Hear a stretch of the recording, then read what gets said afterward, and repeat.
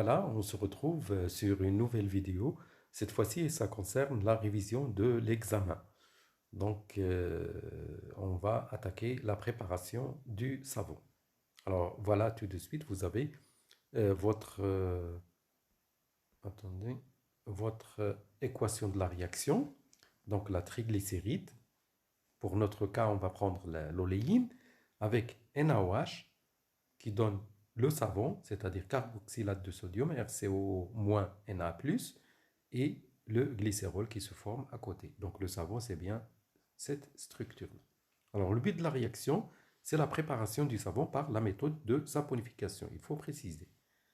Nature chimique du savon, c'est un carboxylate de sodium, c'est le sel minéral. Alors le pH, il est basique, justifié par la couleur rouge du papier pH en contact avec la solution de savon. Quels sont les dangers de NaOH ou bien KOH? La solution concentrée est corrosive. Alors, quelle protection ou précaution à faire? Il faut porter une blouse et des lunettes de protection. Alors, pour la réaction de préparation du savon, quel est le rôle de chauffage à reflux? C'est pour accélérer la réaction. Rôle de l'agitation magnétique, c'est pour homogénéiser le mélange réactionnel. Rôle de la solution alcoolique, c'est pour favoriser la miscibilité de l'huile avec la solution de soude.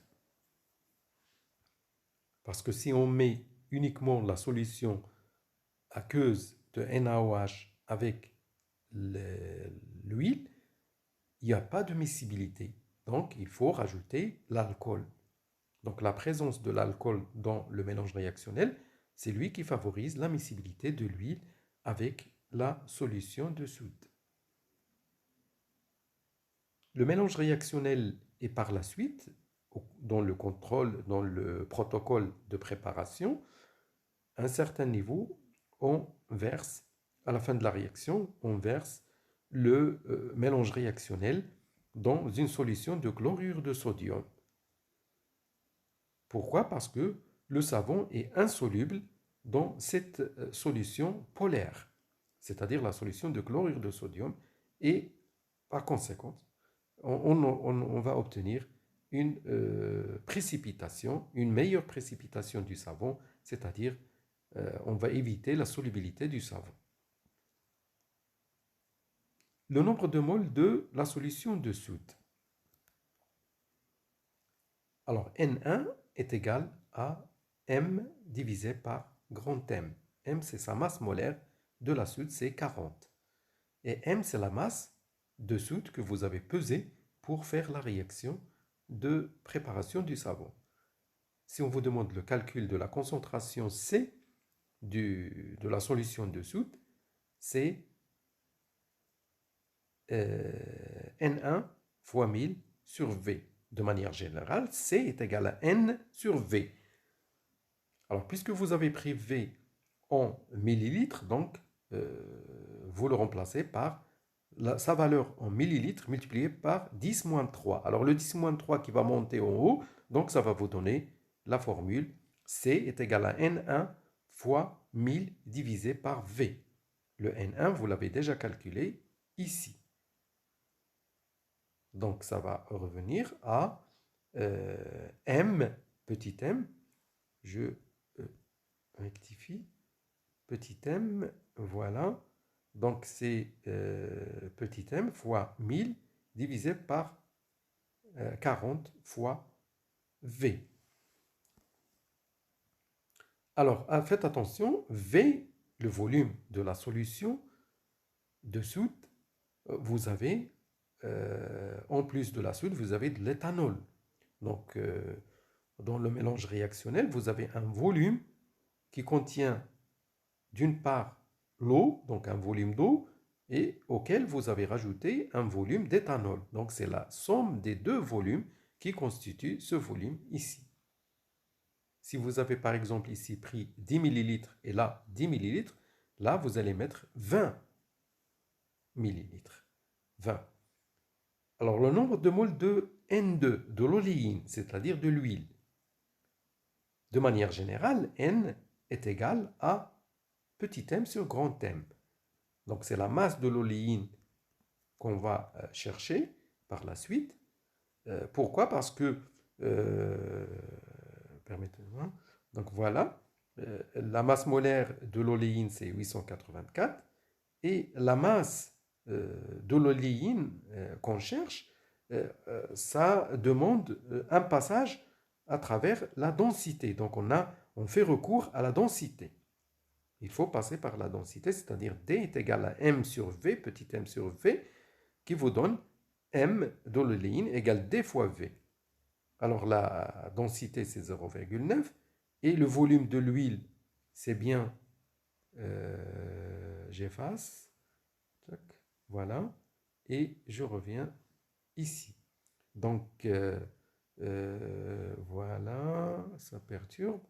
Alors vous avez 3, c'est le volume de l'huile que vous avez utilisé pour faire votre réaction. Et je rappelle, 0,9 c'est D, c'est la densité de l'oléine. Donc cela vous donne 2,7 grammes. Donc N2 est égal à la masse de l'oléine qu'on a cherché, c'est-à-dire 2,7 grammes à diviser par sa masse molaire 884. Comme ça, on a déterminé le nombre N2, le nombre de moles de l'oléine, c'est-à-dire de l'huile. Alors, on peut maintenant comparer ce N2 avec le N1 qui correspond à nombre de moles de la soude utilisée dans la réaction. Donc si on fait une comparaison, on va trouver, si on fait le numérique, l'application numérique, on va trouver que la valeur de N1 est supérieure à N2, c'est-à-dire qu'on utilise la soude en excès. Donc N2 est plus faible que N1, et donc N2, ça représente le réactif limitant, et bien sûr qui va rentrer dans le calcul de rendement.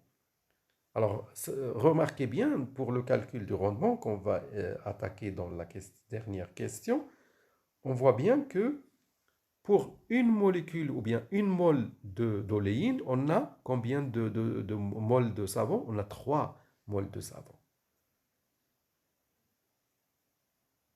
Voilà, donc dans le calcul du rendement du savon, donc R égale N3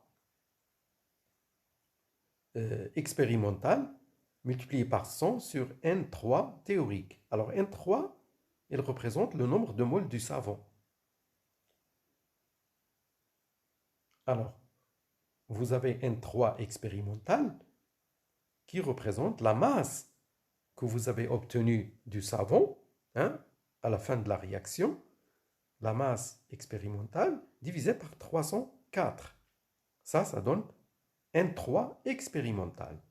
Alors 304, ça représente la masse molaire du savon. C'est quoi N3 théorique? Alors N3 théorique, c'est 3N2. Donc je reviens ici, c'est 3N2. Voilà. C'est 3N2. Pourquoi 3N2? Je répète, pour une mole d'oléine, vous avez 3 moles de savon. D'accord? Donc, N3, il représente 3N2. 3N2. N2, c'est le nombre de moles de l'oléine hein, qu'on a calculé ici. Donc 3N2 égale 3 fois 2,7 divisé par 884. 3N2, N2, c'est bien ça.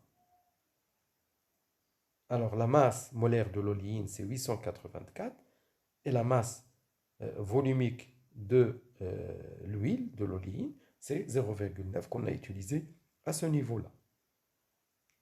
Donc avec ceci, on termine cette vidéo. Je vous souhaite bon courage.